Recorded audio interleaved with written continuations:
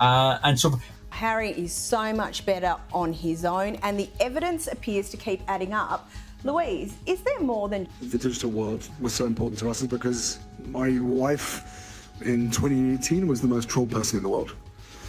There was the Pandora, that anyone is trolled, so to speak. But when, like we said earlier in relation to the Wowsers, when you're in the public sphere, beautiful pictures of Harry in Vancouver, the big smile, he's so engaged, and Arthur Edwards, of course, who's followed him. Meghan admits she wants to leave Harry after era billionaire wants her badly.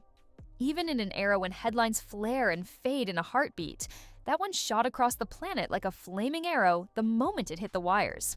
By brunch, Montecito joggers were already swapping theories about diamond jets and secret phone calls.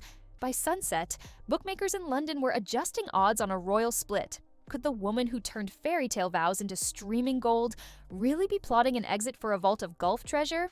The whispers said yes, and louder than ever. Clues had been hiding in plain sight. In recent weeks, Meghan slid, unaccompanied, into invitation-only rooftops from Malibu to Menlo Park, her radiant smile doing overtime, while Prince Harry stayed home with the dogs and a half-written speech about online hate. Friends say the separate schedules are healthy independence. Critics call them trial separations in stilettos. Either way, every solo appearance feels like an audition, evidence that the Duchess can still stop conversation without her royal +1 hovering by the canapes. Then came the satin-wrapped delivery. 24 stemmed black roses, a bottle of pre-war Chateau Lafite, and a tennis bracelet whose diamonds rivaled the crown jewels. The courier spoke Arabic, according to the housekeeper, and the return card bore a single gilded initial. Monte Carlo gossip sites immediately linked the gift to a reclusive telecom titan whose fortune makes the Windsor inheritance look like lunch money. Harry was told, sources insist, that it was sponsor merchandise. He believed her, at least for that afternoon. Behind the palace-size hedges, spreadsheets tell a harsher story.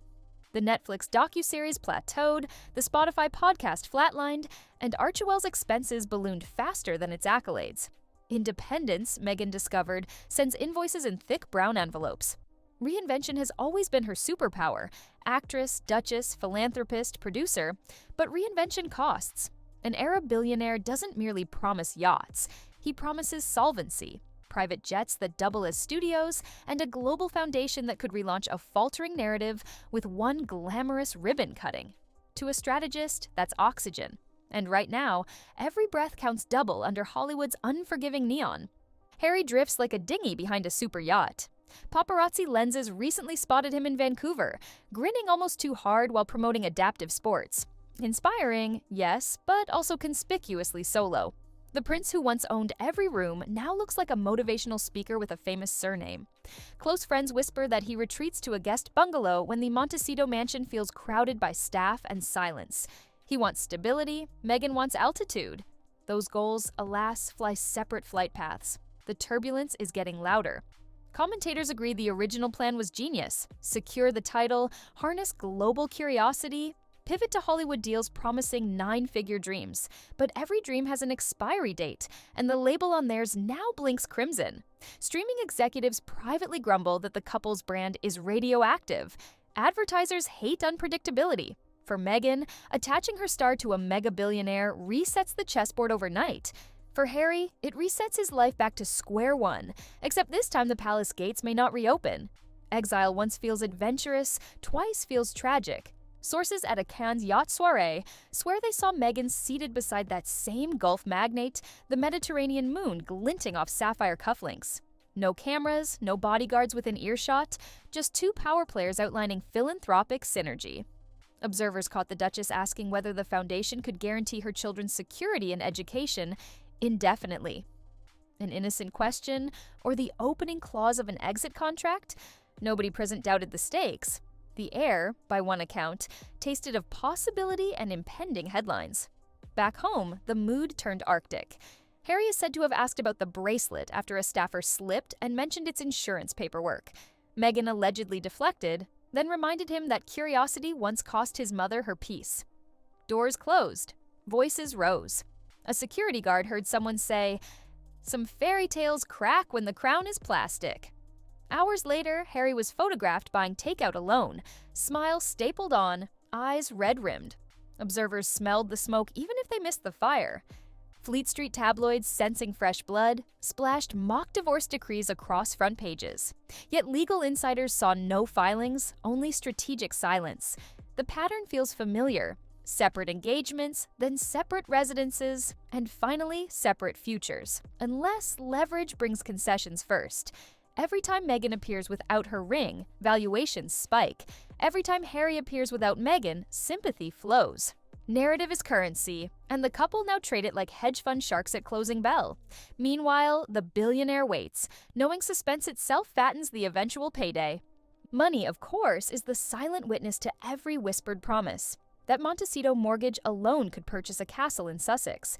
Private security, round-the-clock PR, and childcare measured in confidentiality agreements burn through cash like jet fuel. Harry's inheritance pads the fall, but cannot stop the plunge. A single billionaire patron, however, turns red ink into runway. That calculation isn't cynical, it's mathematics. And Meghan has always understood math. And the calculators never stop clicking behind gold-rimmed spectacles. Still, disentangling lives woven by media spectacle is messier than any rom-com breakup montage.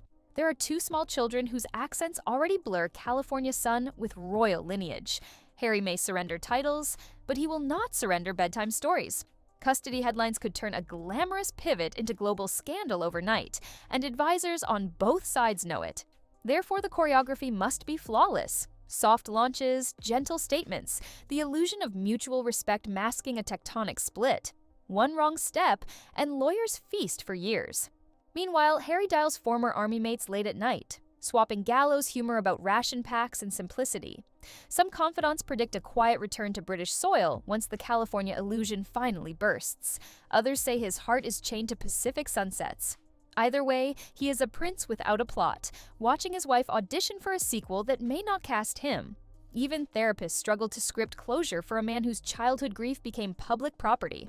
And time, cruelly, keeps filming. PR insiders already sketch the rebrand deck. Dramatic black and white stills of Meghan stepping from a Gulf Stream, humanitarian captions in gold serif, a logo that merges Sussex crowns with Middle Eastern calligraphy. Think Grace Kelly meets Silicon Valley venture chic. Divorce, repackaged as metamorphosis, could soar on social media if timed between award seasons. All she needs is one viral keynote, one tearful confession on a friendly talk show, and the world forgives yesterday's storyline. Hollywood loves nothing more than redemption disguised as rebellion. Official spokespeople, of course, deny everything. They cite overlapping diaries, charitable commitments, and the natural ebb of two ambitious calendars. Yet the leaks dribble on, each one eroding the sandcastle facade. Palace veterans recognize the rhythm. First the rumors, then the revelations, then the resignation. What they cannot predict is how far Meghan will leap once the last tether snaps, or how loudly Harry will fight to keep even a fragment of yesterday's magic alive. The countdown wins louder than any royal trumpet. Before the judgment lands, pause on the human debris. Somewhere inside that lush compound are photo boxes no billionaire can replicate.